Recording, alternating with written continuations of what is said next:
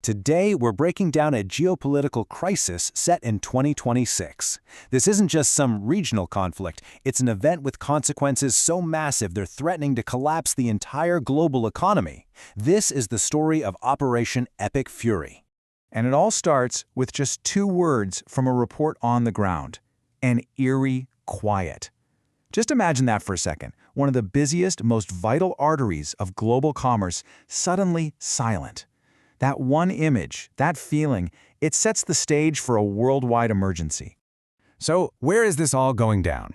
We're talking about the Strait of Hormuz, probably the planet's most critical and dangerous maritime choke point.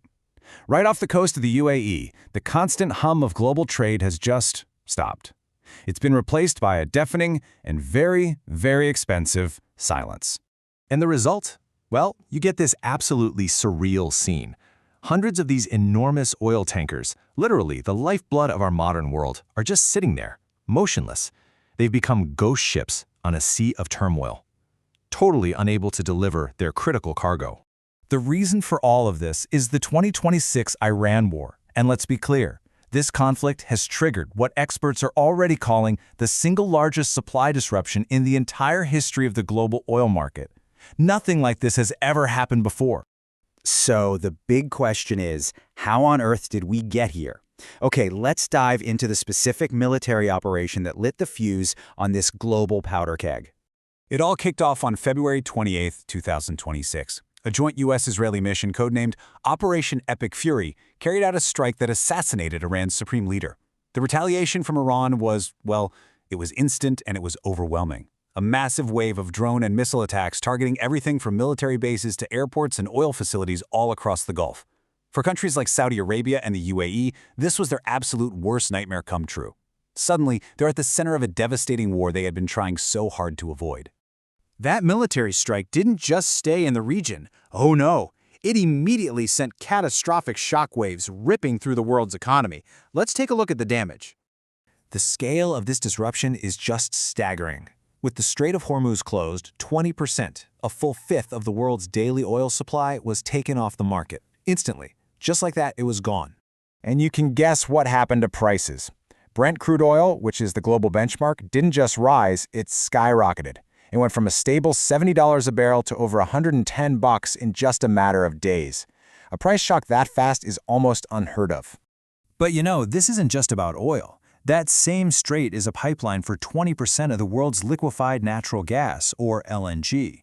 So when Iranian drones hit Qatari gas facilities, the state-owned Qatar Energy made a drastic call. They halted all production. The result? European natural gas prices almost doubled overnight, threatening a massive energy crisis right across the continent. From there, the chaos just kept spreading. Major airlines like Emirates and Qatar Airways had to ground thousands of flights, with losses soaring into the billions. And of course, the stock markets felt the pain immediately. The Dow Jones fell over 400 points. But in Asia, it was even worse. South Korea's Kospi index crashed 12%, its worst single day since the 2008 financial crisis. That tells you just how scared the markets were. So you have the economic disaster, but layered on top of that, the conflict has triggered a severe geopolitical crisis, and it's straining old alliances right to the breaking point.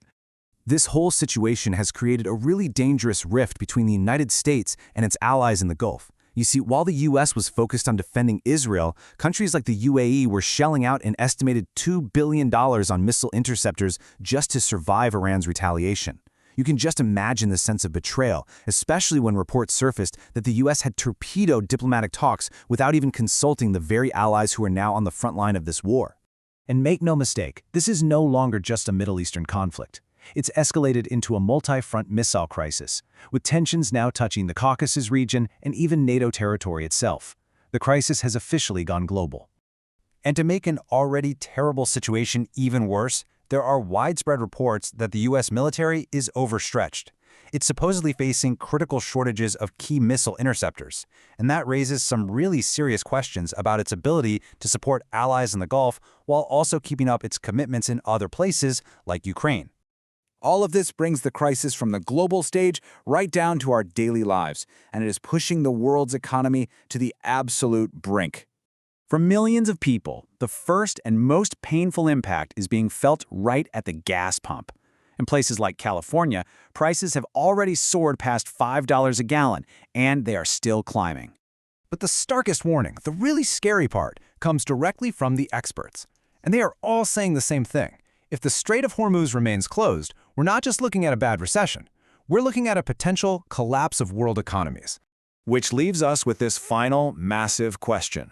Was Operation Epic Fury a decisive, necessary action to guarantee regional security, or has it backfired completely, dragging America's own allies and the entire global economy into a catastrophe of its own making?